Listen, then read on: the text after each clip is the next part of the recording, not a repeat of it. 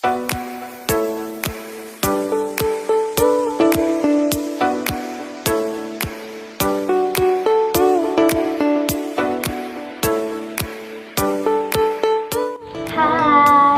ketemu lagi nih sama aku, Novita Fitri, dan teman aku, Ronda Azazel. Di video kali ini kita akan membahas tentang metode pembelajaran resitasi. Seperti apa videonya? Kita lanjut.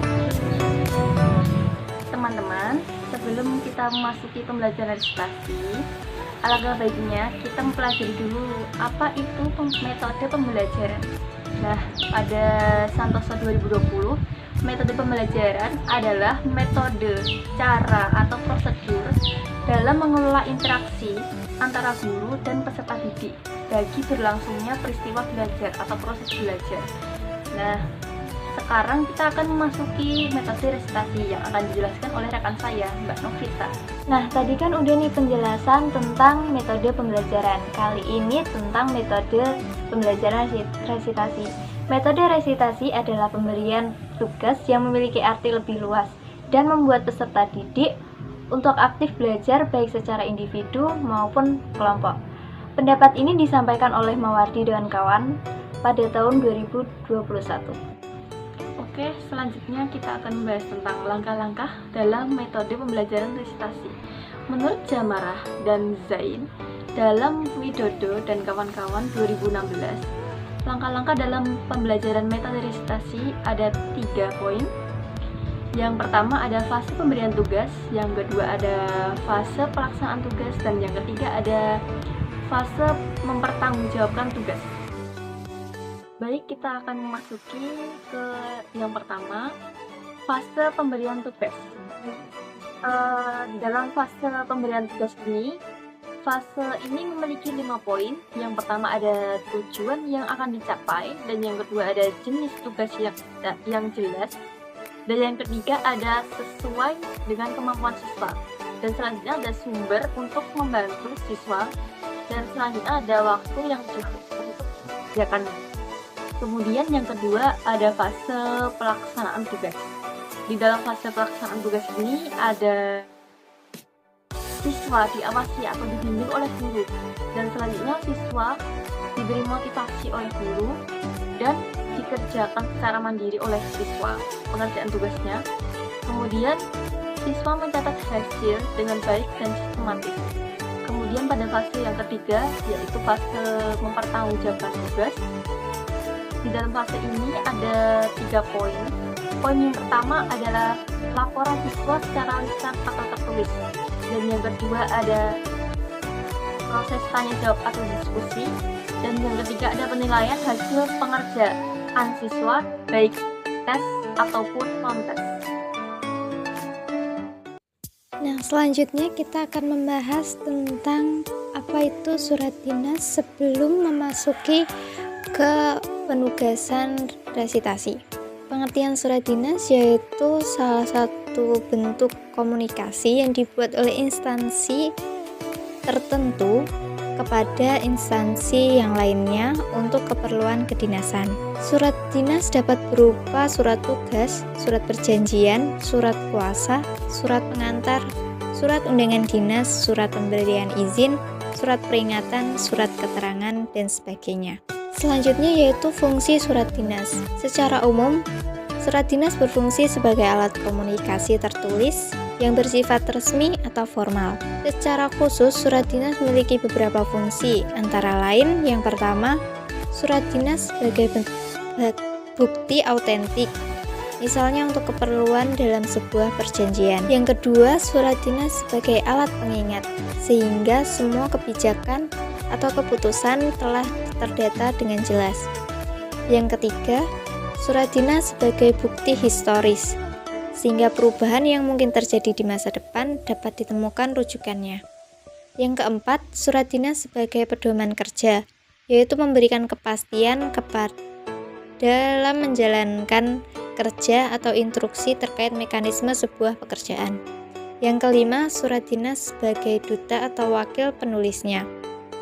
Surat dinas yang dibuat secara resmi secara tidak langsung mencerminkan identitas sebuah instansi atau lembaga. Selanjutnya, pada bagian-bagian surat dinas memiliki 11 bagian yang terbagi menjadi 4, yaitu dari kepala surat, pembuka surat, isi surat, dan penutup surat. Pada bagian kepala surat berhubungan tentang bisnis atau instansi yang menunjukkan ciri khas tertentu. Pada bagian ini biasanya memuat nama instansi, alamat instansi, nomor telepon, nama alamat instansi, nama kotak pos. Selanjutnya pada pembuka surat terdapat 6 bagian, yaitu tanggal surat, nomor surat, lampiran, perihal surat, nama dan alamat tujuan surat, dan salam pembuka. Pada tanggal surat berfungsi untuk memberitahuan kepada penerima surat mengenai kapan surat tersebut ditulis. Pada bagian ini kamu perlu ditulis dengan waktu yang jelas tanpa ada penyingkatan. Pada nomor surat, idealnya surat dinas memiliki nomor dan kode yang bertujuan untuk memudahkan mengatur penyimpanan dan pengarsipan surat, sehingga akan mudah bila harus mencari surat tersebut saat diperlukan. Selanjutnya yaitu lampiran.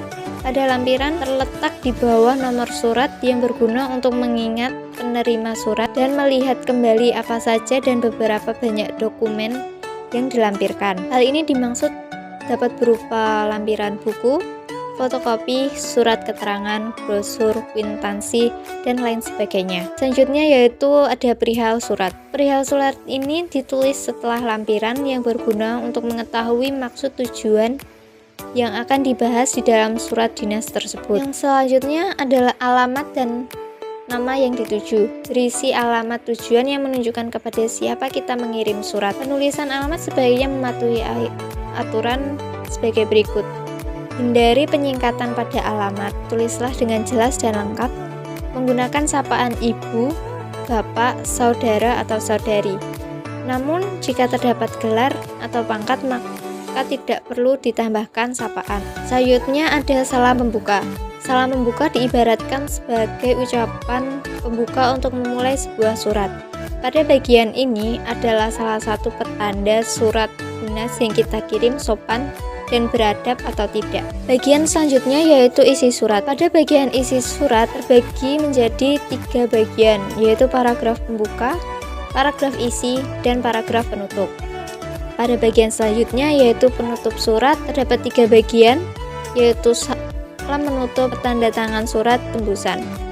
Pada salam penutup bertujuan untuk menunjukkan rasa hormat penulis surat dinas kepada penerima surat. Biasanya di surat ini ditutup dengan kata-kata seperti hormat kami, salam sejahtera, salam kami. Selanjutnya pada penandatangan surat. Pada bagian ini adalah tempat bagi pengirim untuk menunjukkan identitasnya kepada penerima surat. Selain sebagai penunjuk identitas, surat dinas juga dianggap sah jika ditandatangani oleh orang-orang yang bersangkutan dalam suatu instansi atau organisasi. Selanjutnya dan yang terakhir yaitu tembusan. Tembusan biasanya terdapat di sebelah kiri pada bagian kaki surat dinas yang lurus dengan nomor surat, lampiran, dan perihal, serta sejajar dengan penandatangan surat. Nah, setelah disampaikan bagian dari surat dinas ini, maka peserta didik akan diberikan tugas oleh guru terkait pembuatan surat dinas sebagai berikut. Nah, setelah tadi pemaparan tentang surat dinas, selanjutnya yaitu kelebihan dan kekurangan dari metode resitasi. Yang pertama yaitu kelebihan metode resitasi bagi pendidik.